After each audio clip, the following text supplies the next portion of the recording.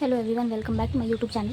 सो इस वीडियो में मैं आपको अपना सिलेबस ट्रैकर बताने वाली हूँ। इधर तो बहुत बारिश हो रही है, इसीलिए थोड़ा सा आवाज़ आएगा बाहर का, तो सॉरी, लेकिन क्या कर सकती हूँ। ठीक है, तो मैं अब बताती हूँ आपको, जल्दी जल्दी बता देती हूँ ताकि आपका समय वेस्ट ना हो ज़्यादा। ठीक है, सबसे पहले बायो में सारे चैप्टर्स के लेक्चर करना मस्ट है। हम सोचते हैं कि हमें सारे चैप्टर्स अच्छे से आते हैं, लेकिन ऐसा कुछ नहीं है।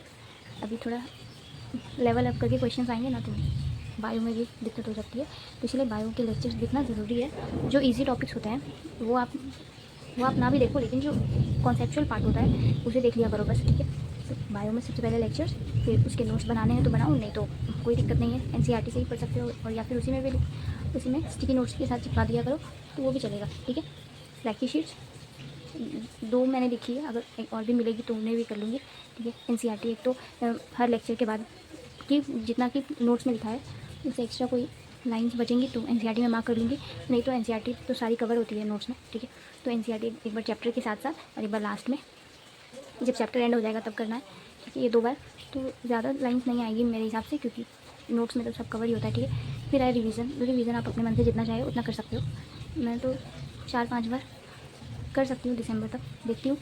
3-4 बार तो करना ही चाहिए, जो चैप्टर होता जाता है उसके साथ साथ रिवीजन भी करना है डेली थोड़ा थोड़ा।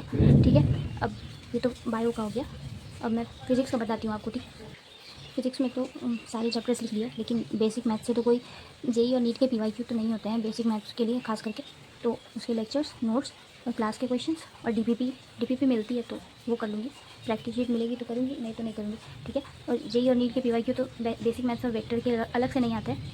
ठीक है, यूनिट और डायमेंशन के, जेई मेंस के सिलेक्टेड क्वेश्चंस और नीट के तो सारे क्वेश्चन करने हैं।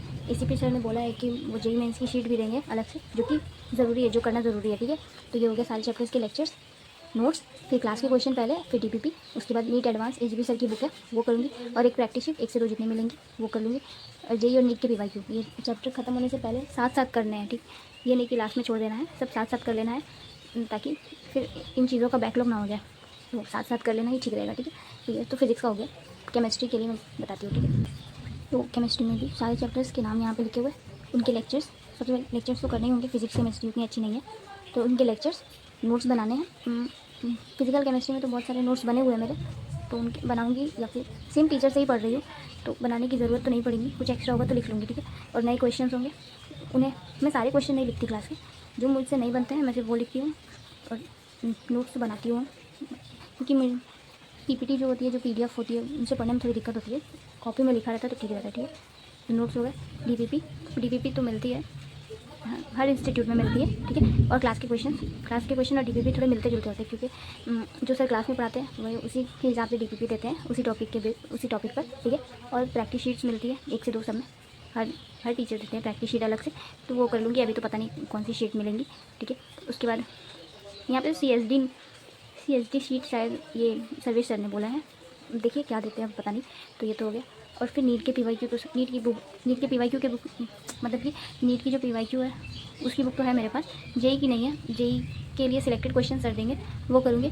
और एनसीईआरटी के क्वेश्चन लास्ट में। ठीक है, एनसीईआरटी के इन टेक्स्ट क्वेश्चंस और जो एग्जाम्पल वाले होते हैं वो सब, और एक्सरसाइज वाले भी करने होंगे इस बार, क्योंकि हर तरीके से तैयार रहना है। तो ये तो बहुत कम है अभी, आपको लग रहा होगा, लेकिन इन्हें भी पहले अच्छे से करना ज़रूरी है, तब इसके आगे ही कुछ कर सकते हैं। पहले ये हो जाए, उसके बाद ही आगे बढ़ सकते हैं। ठीक है, तो दिसंबर तक कोशिश करूँगी कि जितने चैप्टर्स हो गए हैं उनकी ये सारी, मतलब ये सब कुछ कंप्लीट हो जाए, किसी का बैकलॉग ना रह पाए।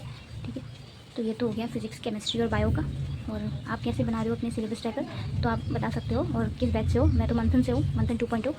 ठीक है, संकल्प नीट वेदांतु चैनल की तरफ से जो है मैं मंथन से पढ़ रही हूँ। आप लोग, आप में से तो बहुत सारे होंगे जो यकीन 2.0 से पढ़ रहे होंगे, है ना। तो अब तो टेस्ट भी आने वाला है, 26 तारीख को मेरा टेस्ट है, पहला टेस्ट।